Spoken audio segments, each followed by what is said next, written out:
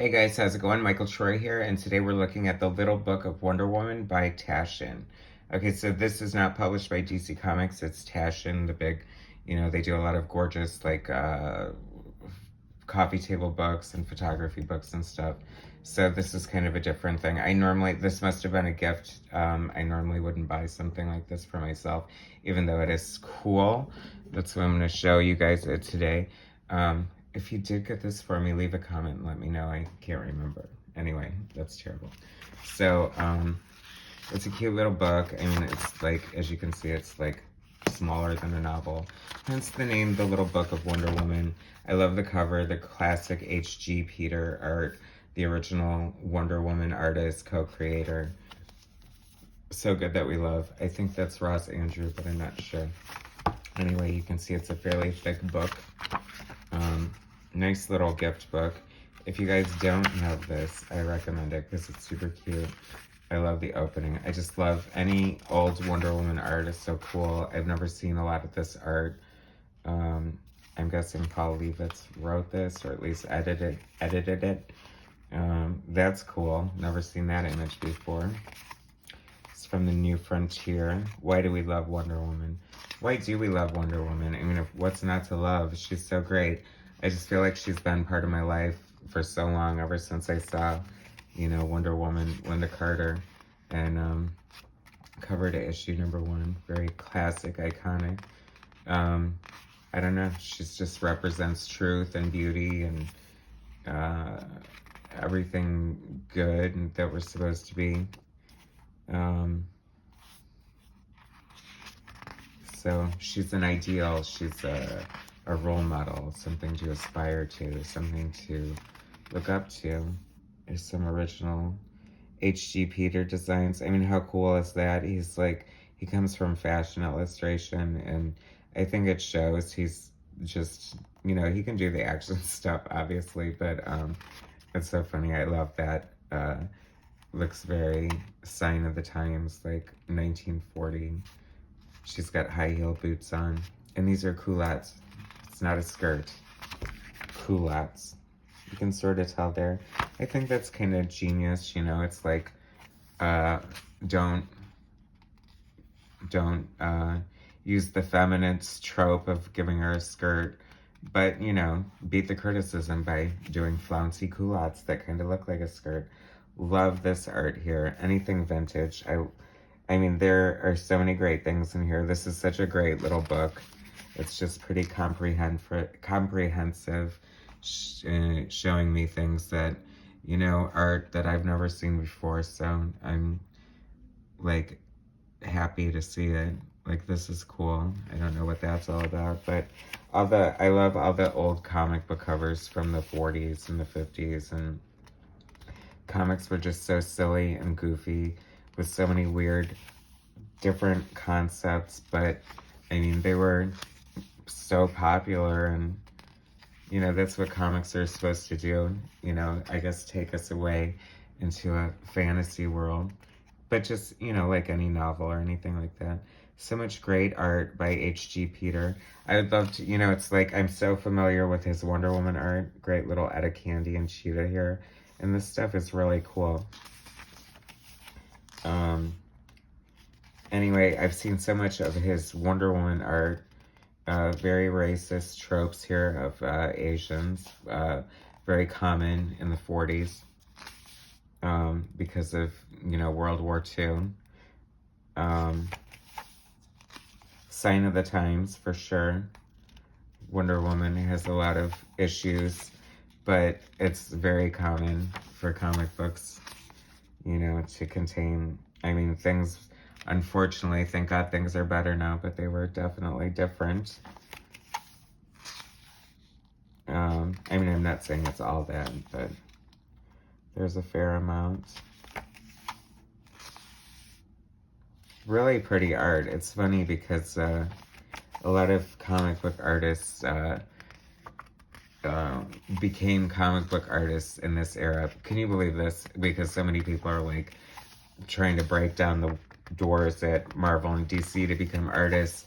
And back in the day, a lot of artists who just couldn't get work in other advertising begrudgingly took work as a comic book artist, but I mean, I think it really paid off, especially for the industry and for the fans. I mean, there's so much great, classic, beautiful comic art out there from real artists, you know? I mean, these are so vintage and beautiful and classic, and just, it's amazing that all of this just even exists.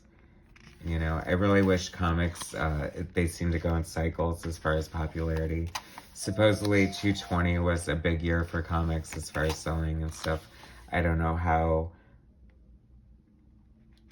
lucrative it actually was, but I would just love to see comics just go gangbusters with popularity. You know, thinking about comics, they really taught me how to read, and I think my vocabulary is definitely bigger because of comic books. And I don't know, they just, mental health, they always were there for me in times of loneliness or boredom or whatever. So I just think the problem is that the spirit of comics has been diminished in a lot of ways by the creators. And they're too damn expensive. They should, a single issue of a comic should be no more than $2.99, and a digital copy should be no more than $1.99, and you would have quantity over quality and just charge the frickin' advertisers. And I mean, you're making money off of the movies and the products anyway. I don't think Marvel has to worry about it, but poor DC, I hope they hold it together.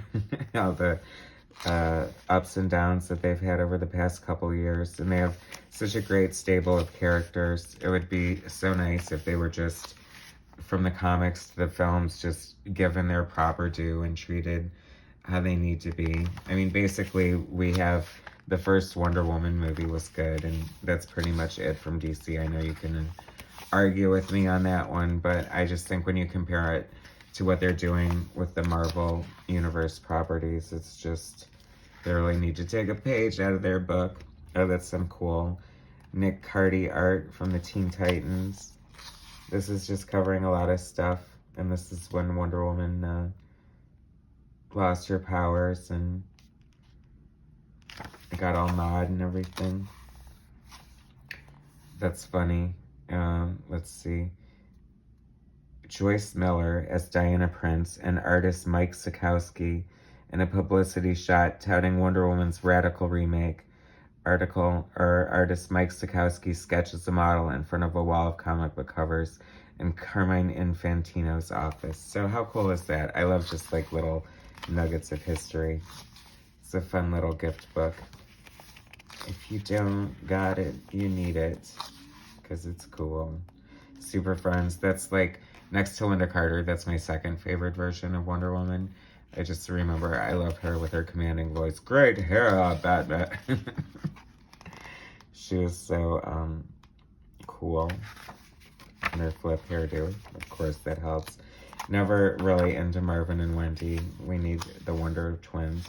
This is such a great, iconic shot. Could you imagine water skiing in a full-on Batgirl costume with a frickin' cowl and a cape? But I mean, look how cool these costumes are. They're pretty good for, I'm guessing, a SeaWorld show. It Ain't Me, Babe. Is this, yep, Trina Robbins. Great Trina Robbins. I love Trina Robbins. She did that Wonder Woman series with Kurt Busiek. Very old school. She looks, her Wonder Woman looks very faithful to H.G. Peters' version. So I appreciate that. It's from the TV show. Great, iconic. I had this t-shirt. Of course. Wore it to death. That's why I don't have it anymore. Wonder Girl. Could you imagine being threatened by Deborah Winger? The newer, younger Wonder Woman coming to... I mean, nobody could replace Wonder Woman, Linda Carter. I mean, even at her age, in Wonder Woman 84, as much as I like Gal Gadot, it was the 5 minutes of Linda Carter was more exciting than the entire other 3.5 hours of the film. See what I did there? That's cool. I like the Supergirl costume with the shorts and the V-neck and the little cool Izod logo, Superman logo in the corner. Superman versus Wonder Woman. Very cool. Garcia Lopez art. So many fun visions and versions of Wonder Woman by so many different great artists over the years. This book's pretty comprehensive. I think they did a great job. And I love that they're including little things like this little bank of Wonder Woman.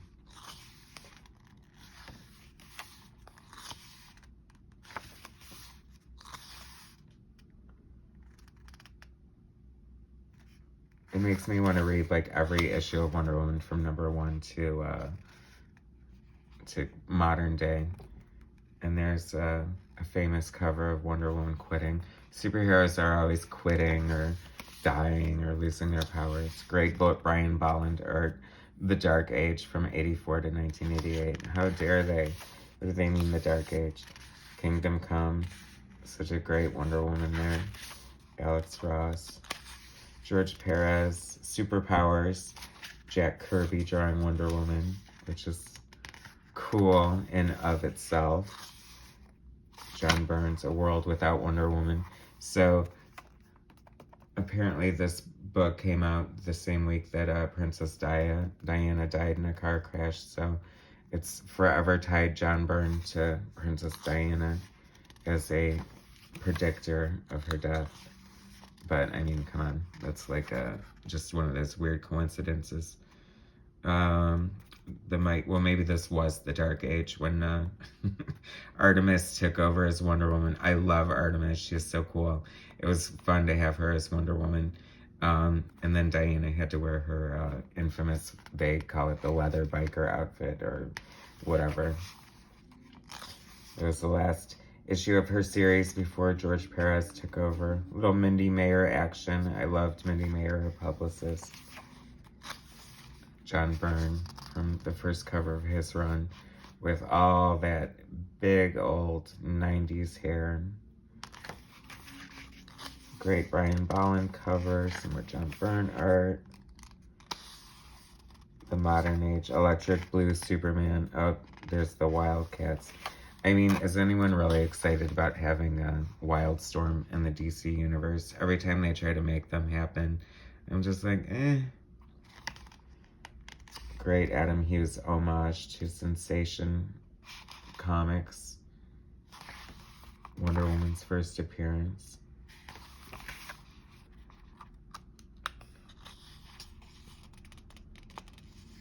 Diane von Furstenberg. Great fashion designer. I love that. That's one of my favorite Adam Hughes covers. Old Wonder Woman meets New Wonder Woman. That's, wow, I can't. This is from the famous mid-air coital scene between Superman and Wonder Woman. A little, Frank Miller took a lot of heat for that.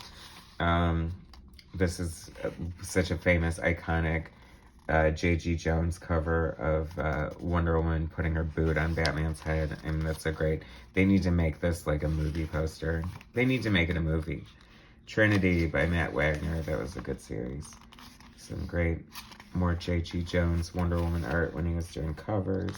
Terry Dodson. This is from Wonder Woman, the animated movie, which is like one of my favorite versions, interpretations, adaptions of Wonder Woman. I thought it was so great. I thought my only complaint, and it's a weird complaint to have, is that I thought it was a waste of a script on an animated movie. It should have been the live action movie. Other than that, it's perfect. It's great. I love it. Anyway, so that is a look at this great little book of Wonder Woman from Taschen. If you guys ever come across this, I totally recommend picking it up. Maybe it is from DC. Anyway, they probably just licensed it. Anyway, so please subscribe to my channel, hit like, and thanks so much for watching, and I'll bring you some more content later. All right, thanks, guys.